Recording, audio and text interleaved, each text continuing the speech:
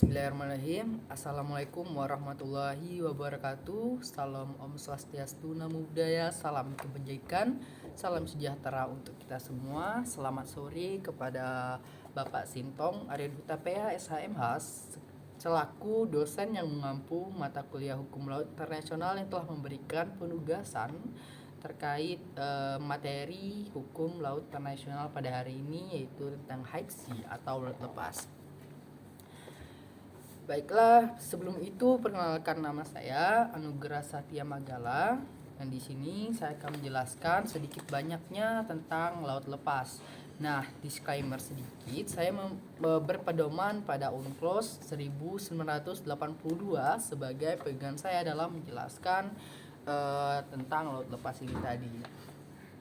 Nah, masuk ke materi yang pertama, kita masuk ke materi umum tentang laut lepas. Apa sih laut lepas itu sebenarnya?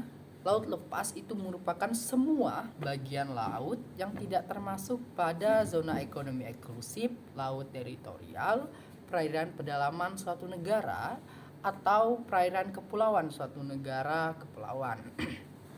Artinya, semua bagian laut yang tidak termasuk dari laut yang telah saya sebutkan tadi itu merupakan bagian dari laut lepas. Yang kemudian ini juga memaknai bahwasannya laut lepas itu tidak termasuk pada yurisdiksi atau kedaulatan negara manapun. Artinya hukum laut lepas itu tidak tunduk pada hukum negara manapun, karena laut lepas ini tunduk pada hukum internasional yang dimana ini diatur dalam UNCLOS 1982. Nah, kemudian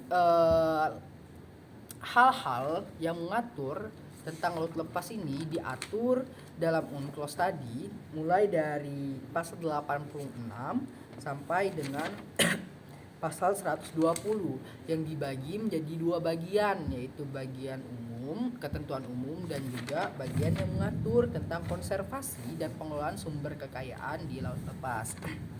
Nah, materi terkait laut lepas ini tidak hanya sebatas tentang pengertiannya saja, namun ketentuan-ketentuan dalam UNCLOS itu mengatur juga tentang status kapal, tentang kebangsaan bendera, terus juga mengatur tentang pemasangan kabel di bawah laut dan juga pipa bawah laut, serta mengatur bagaimana menangkap bajak laut di laut lepas, mengatur juga tentang budak belian yang dimana itu diatur dari pasal 86 sampai pasal 120 tadi, dibagi menjadi dua bagian. Nah, terkait kebebasan yang ada di laut lepas itu, laut lepas ini dapat dimanfaatkan oleh semua negara. Artinya baik negara berpantai maupun tidak berpantai dapat memanfaatkan laut lepas ini. Ini diatur dalam pasal 87 UNCLOS 1982 ayat 1, di mana negara-negara tersebut bebas memiliki kebebasan berlayar, kebebasan penerbangan, kebebasan memasang kabel dan pipa bawah laut, serta kebebasan menangkap ikan. Nah, terkait kebebasan serta juga kebebasan untuk membangun pulau buatan di laut lepas. Namun semua kebebasan tersebut tetap tunduk pada hukum laut internasional. Dan satu lagi itu ada kebebasan riset ilmiah. Nah, kemudian dari penjelasan singkat itu tadi, di sini ada kasus posisi dari tugas ini, yang dimana di sini saya akan menjelaskan sedikit atau menceritakan sedikit kronologi dari kasus posisi ini. Jadi pada kasus ini ada kapal yang diduga kapal budak yang lepas dari penahanan di Cina dan juga penyitaan di Mozambik. Dan kemudian Interpol mengkonfirmasi kepada pihak berwenang di Indonesia akan adanya kapal asing yang tanpa kebangsaan sedang menuju wilayah laut Indonesia. Yang kemudian TNI AL Republik Indonesia itu melakukan penindakan dengan menangkap kapal tersebut di 60 mil dari Pulau W. Nah, Dalam penangkapan tersebut ternyata ditemui fakta oleh perwira TNI AL adanya 20 orang Indonesia, terus ada 2 orang Ukraina, dan ada 8 orang Rusia yang termasuk juga kapten yang terdapat di kapal tersebut. Nah, menurut penuturan dari wakil ketua TNI AL waktu itu mengatakan bahwa pelaut-pelaut Indonesia ini mereka di sana bekerja tidak dibayar, serta paspor dan juga dokumen-dokumen lainnya itu disita hampir setahun yang lalu. Nah, kemudian diperjelas lagi bahwa mereka ini tidak dibayar selama 10 bulan yang harus bekerja di kapal tersebut. Dan ini diindikasikan menurut pihak TNI AL ini ada indikasi perbudakan di dalam kapal tersebut. Nah, pertanyaannya ya dari kasus tersebut,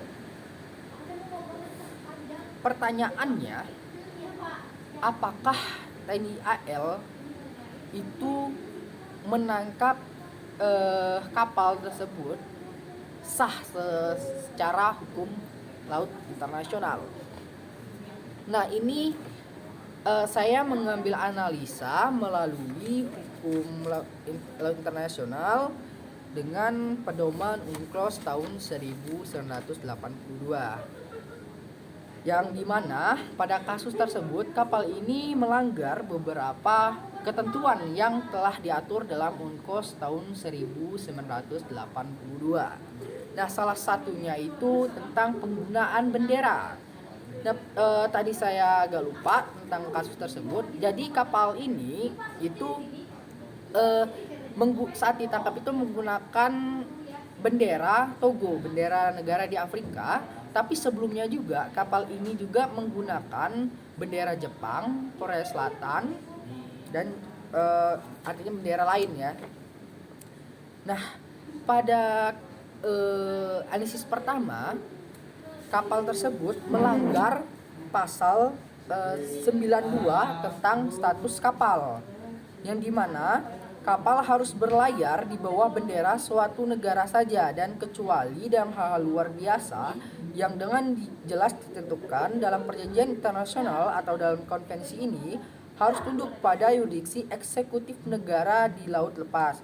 Suatu kapal tidak boleh merubah bendera kebangsaannya sewaktu-waktu dalam pelayaran dan sewaktu berada di suatu pelabuhan yang disinggahinya, kecuali dalam hal adanya suatu perpindahan pemilikan yang nyata atau perubahan pendaftaran.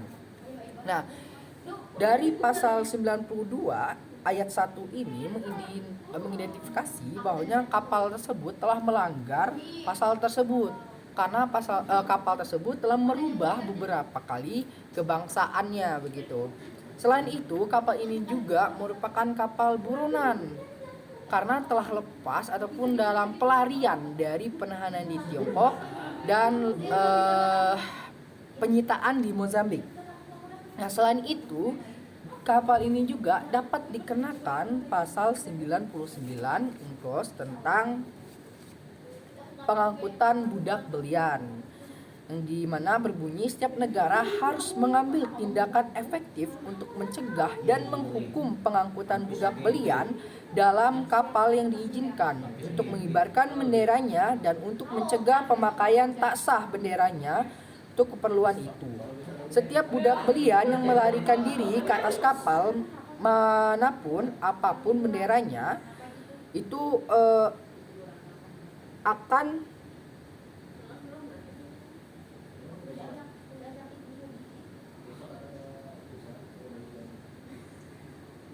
memperoleh kemerdekaannya. Artinya, setiap negara manapun itu dapat melakukan tindakan mencegah dan menghukum pengangkutan kapal yang membawa budak. Nah, pada kasus ini kapal yang tidak teridentifikasi kebangsaan apa, kapal ini telah mengangkut budak. Artinya kapal ini dapat melanggar pasal 99, dan negara Indonesia itu secara sah mengirimkan TNI AL untuk menangkap kapal tersebut yang mengangkut budak itu. Nah, selain itu juga melanggar ketentuan pada pasal 110 yang maksud saya di sini TNI AL itu telah sesuai dengan tindakannya tersebut sesuai dengan pasal 110 tentang hak melakukan pemeriksaan, yang dimana di pasal 1 itu menyatakan bahwasanya negara itu dapat melakukan pemeriksaan terhadap kapal di laut lepas apabila kapal tersebut juga terlibat pada perdagangan budak begitu. Artinya TNI AL itu telah melakukan tindakan yang sah secara hukum internasional. Karena yang pertama, kapal yang ditangkap tersebut telah melanggar pasal 92 UNCLOS tahun 1982, serta TNI AL telah melakukannya sesuai dengan UNCLOS pasal 99 dan 110 tahun UNCLOS 1982. Nah, pada kesimpulannya artinya serta selain menurut UNCLOS juga telah ada konfirmasi dari Interpol yang mengkonfirmasi kepada pihak berwenang di Indonesia bahwasanya ada kapal asing yang sedang menuju wilayah Indonesia. Artinya telah ada konfirmasi dari Interpol, dan juga kapal ini merupakan kapal buronan karena kapal yang sedang dalam pelarian dari penahanan di Cina atau Tiongkok dan juga penyitaan di Mozambik. Nah, pada kesimpulannya TNI AL itu telah melakukan tindakan hukum yang sah secara hukum internasional untuk menangkap kapal yang diduga membawa budak ini tadi. Baiklah, itu saja dari saya terkait penjelasan tentang laut lepas dan juga kasus position yang telah diberikan sesuai dengan penugasan laut internasional mata kuliah diampu oleh Bapak Sintong Arion Utapaya SMH. Itu saja dari saya. Kalau ada kata yang salah saya mohon maaf. Wabillahi taufiq wal hidayah. Wassalamualaikum warahmatullahi wabarakatuh.